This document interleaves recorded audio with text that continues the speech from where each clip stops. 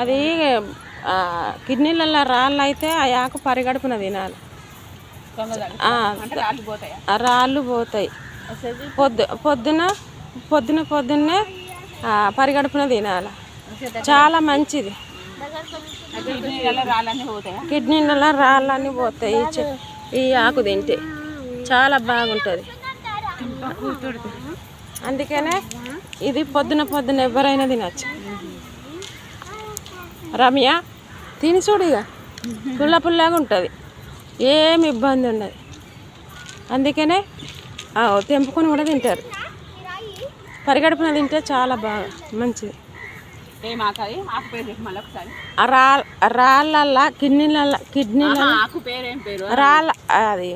కిడ్నీలలో రాళ్ళు అయితే రాళ్ళ ఆకు అంటారు. దీన్ని పుల్లగా ఉంటుంది.